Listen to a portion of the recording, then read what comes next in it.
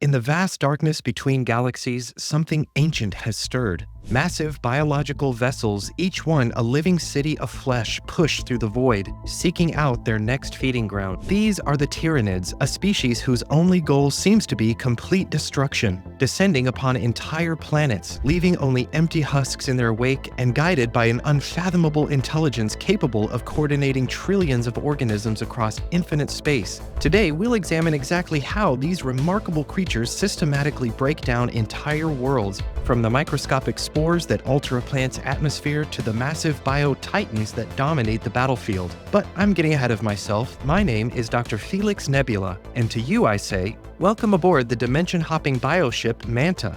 We'll begin our journey where it all started, officially at least. But I warn you, the destruction wrought by these creatures is nothing less than apocalyptic. So, grab some popcorn, and don't worry, the Tyranids will almost certainly never know we're even here.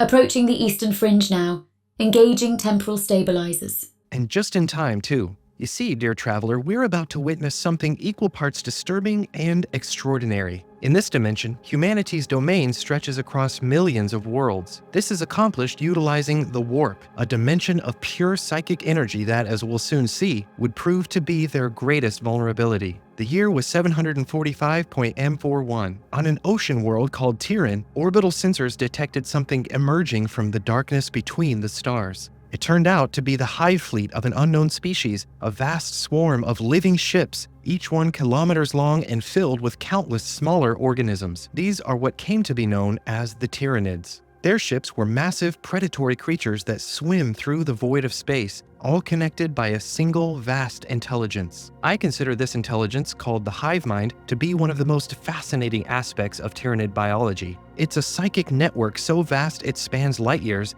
yet so precise it can control organisms at the cellular level.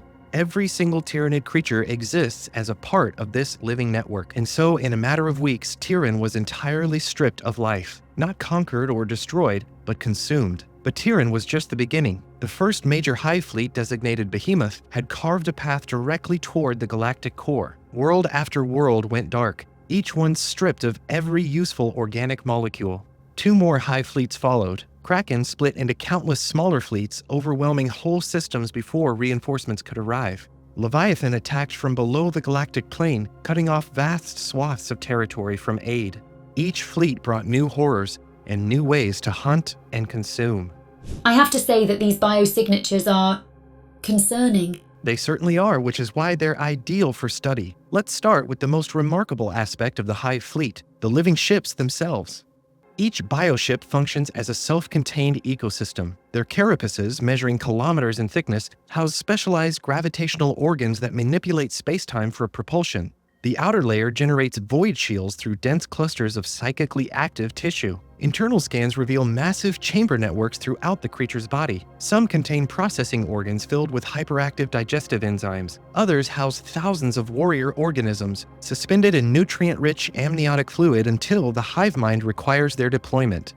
And at the core of each ship lies something even more extraordinary, the Norn Queen. Manta, could you bring up a scan? As you can see, the Norn Queen's neural tissue can process battlefield data from millions of sources simultaneously. And the bioships themselves are constantly changing. New organs appear to emerge through specialized growth nodes, while existing structures reinforce themselves with layers of chitinous armor. Each new modification requires specific proteins, complex molecular compounds, and vast amounts of stored energy. And all of it is derived from the biomass they've consumed. Approaching designated location. My scans detect vanguard organisms on the surface. Perfect timing. You see, dear traveler, a Tyranid invasion almost never starts with the hive fleet. Indeed, by the time the fleet appears in orbit, their advanced scouts have already been at work for months. Manta, could you bring aboard an example? Behold Tyrannicus cameleo, also called the lictor. Manta, initial impressions? I would say a general sense of impending doom. Not exactly the most scientific metric, but absolutely correct. The lictor, as you said, is a kind of vanguard organism. Small drone ships deposit them on potential target worlds where they assess the planet's viability for consumption. Its dermal layer contains specialized chromatophores, allowing it to match any background almost perfectly. Those feeding tendrils you see actually house complex sensory bundles along with neural tissue for processing environmental data.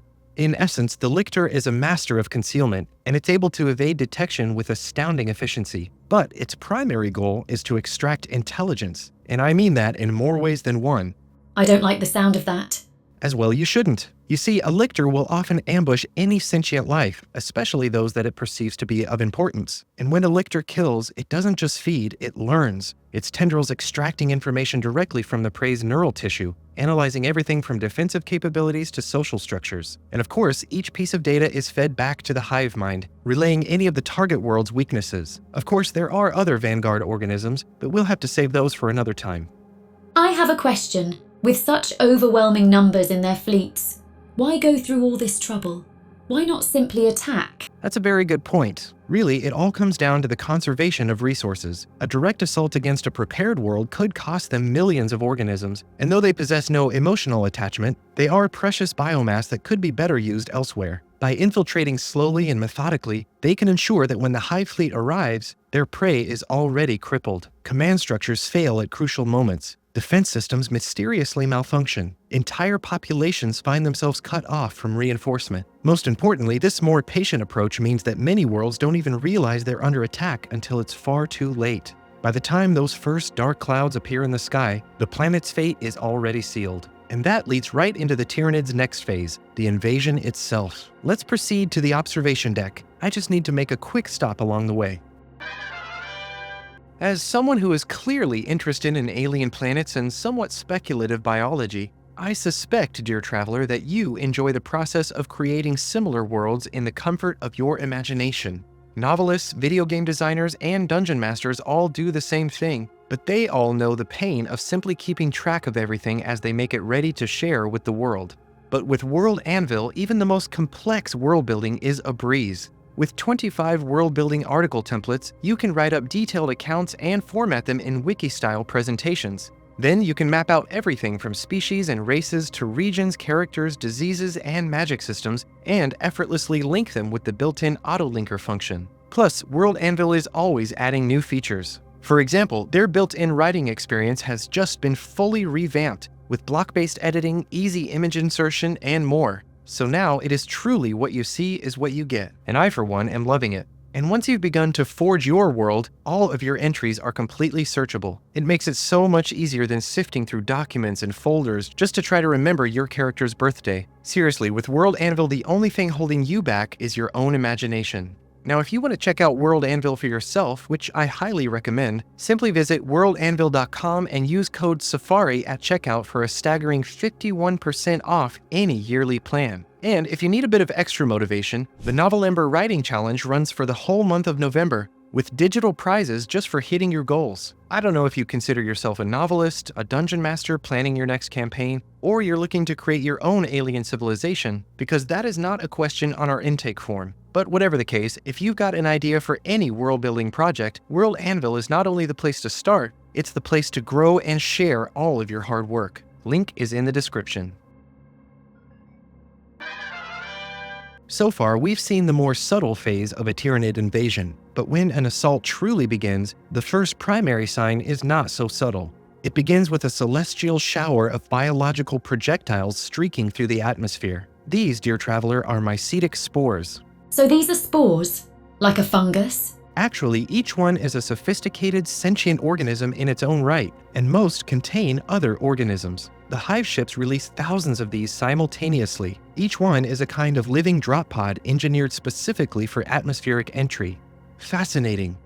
The outer tissue layer is already beginning to carbonize. As it falls, the spore deliberately sacrifices its outer tissue layers, creating a heat shield through controlled tissue death. Meanwhile, it appears that specialized muscles throughout its body constantly adjust its shape to maintain stability. The biological adaptations required for survival at these temperatures are also fascinating. Scans reveal what appears to be heat shock proteins arranged in perfect lattices. These undoubtedly keep the spore's internal systems functioning even as the exterior burns away at over 1700 degrees Celsius. And what exactly is inside these spores? Yes, well, let's just say that this is where it gets much worse. These spores are, in fact, sacrificial organisms, and they usually perish on impact. But immediately after, this carbonized shell splits open, apparently triggered by specialized enzymatic compounds that dissolve the weakened tissue along predetermined seams. Each spore may contain up to 20 separate organisms, their type and number precisely calculated by the hive mind and based on battlefield requirements.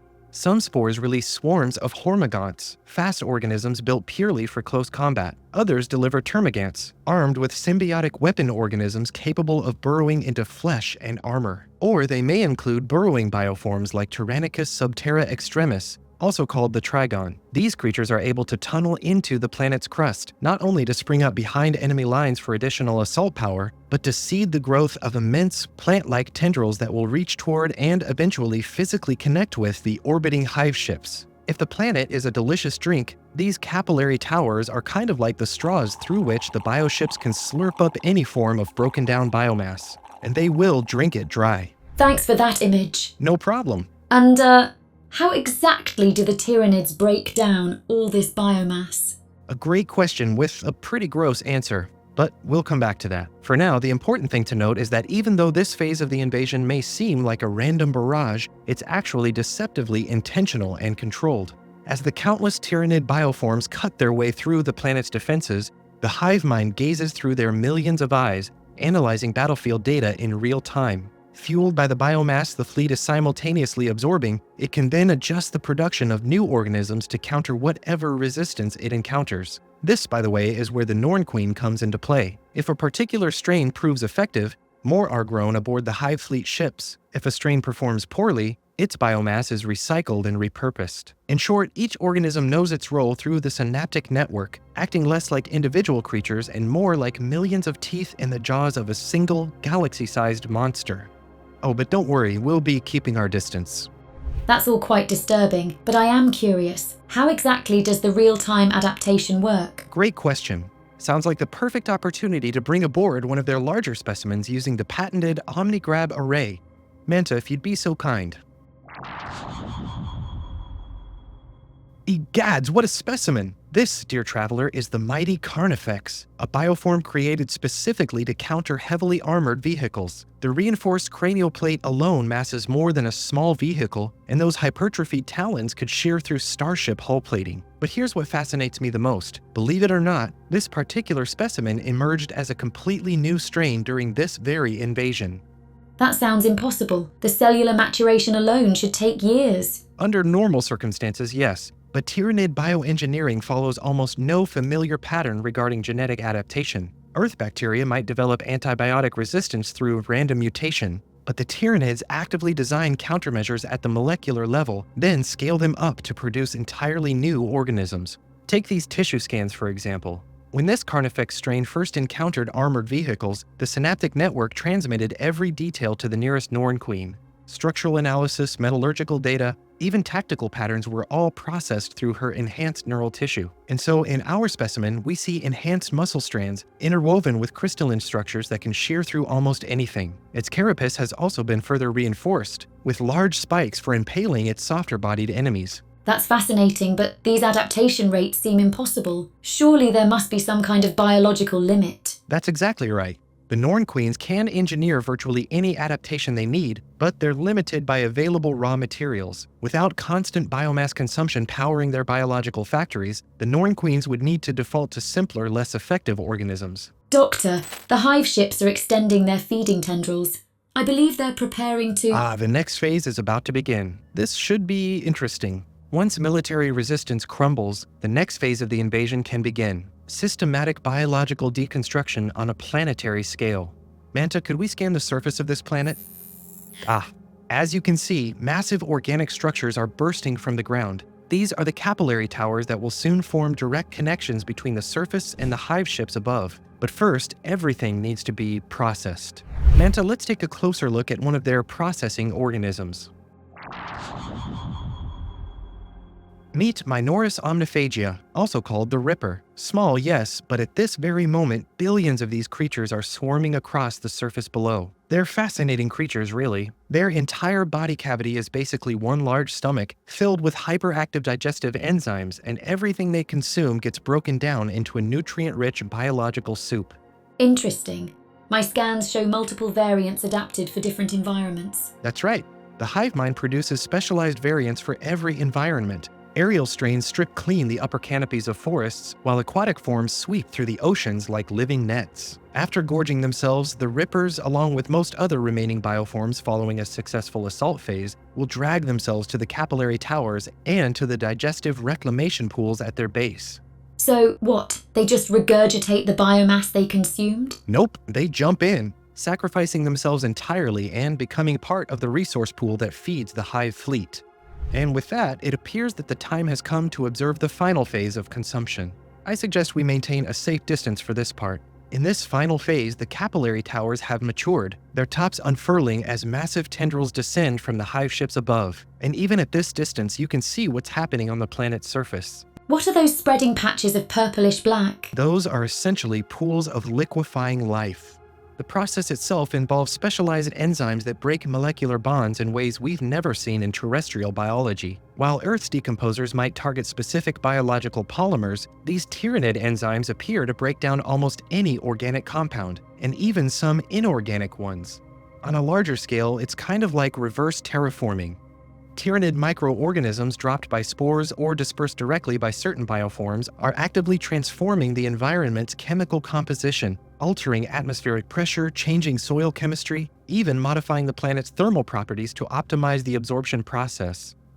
What's happening in the oceans is particularly fascinating. Specialized proteins appear to be literally breaking down water molecules while also dissolving any organic matter they contact. Meanwhile, in the forest regions, hyperactive spores are reducing centuries-old trees to component molecules in minutes. This decomposition rate exceeds anything in our records by several orders of magnitude. What will happen to this planet when the Tyranids are done? Tragically, once this phase is reached, the universal result is complete collapse. The Tyranids' bioengineered organisms break down every useful molecule, leaving nothing but inert rock behind. No water, no air, no life, not even bacteria in the soil. The planet is, for all practical purposes, dead. And to make it even scarier, every scrap of biological material will be used to make the hive fleet stronger, larger, and more efficient at consuming the next world. Speaking of which, Manta, I think it's time we moved even further away. Those ships still look a little hungry. And so ends another chapter in this dimension's history. This world, like presumably so many before it, will soon be nothing more than another lifeless rock drifting through space. Doctor, I'm detecting unusual readings from several nearby systems. Patterns similar to what we observed in the Reconnaissance Phase. It seems that the Tyranid organism never truly rests. And there is much more to discover about it, from the details of the biological weapons they produce to the unique forms like gene stealers which can bring entire civilizations to their knees before the fleet even arrives. If you're up for it, dear traveler, you can choose where we go next. Simply select a destination on the screen in front of you. Until next time. Brace yourselves. Beginning ascent in 3, 2, 1.